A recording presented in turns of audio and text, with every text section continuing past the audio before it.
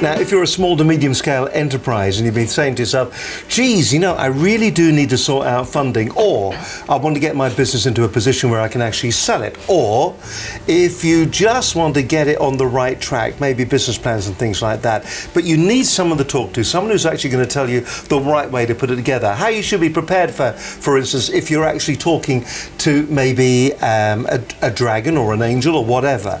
What do you say to them?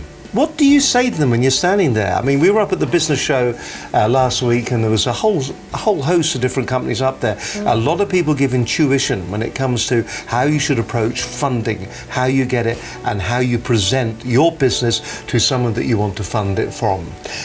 My guest this evening is Helene Panzarino. She is it says here, so don't be offended, a highly successful business advisor and consultant, expert at pulling together financial plans for SMEs. Everyone will say the banks aren't lending, I can't find any money, there's no money out there. But in fact, some of the work that I've done over the last 18 months, where I've helped over 150 odd companies access roughly £50 million, we can always say, you know, there's always money there if you're deserving of the money. We've got a lot of people who just set something up that was a hobby and it became a business. There was no planning involved. There was no thought into how much money do I actually need to set this up for a period of time.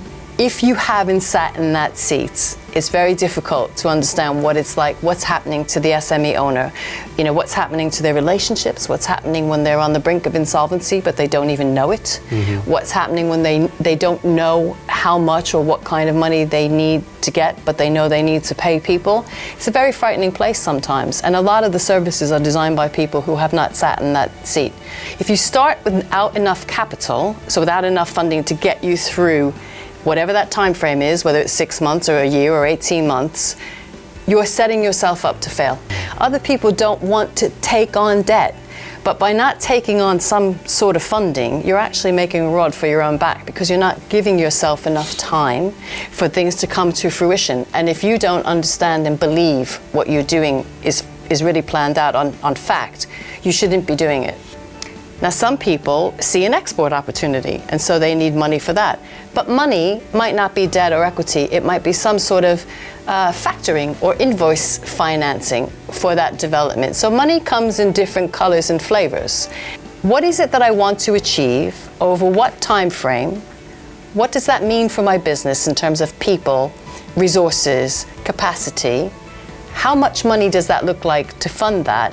And then what does the money look like? And I would encourage people, I'm not saying go out and splash money willy-nilly on consultants and other people, and always get, you know, some sort of subsidized help if you can get it.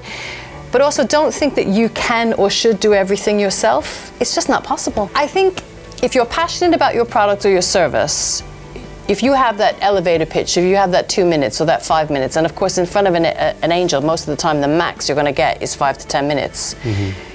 You need to say what it is, and what the you know, the great thing about it is the IP or the scientific whatever that is special about it.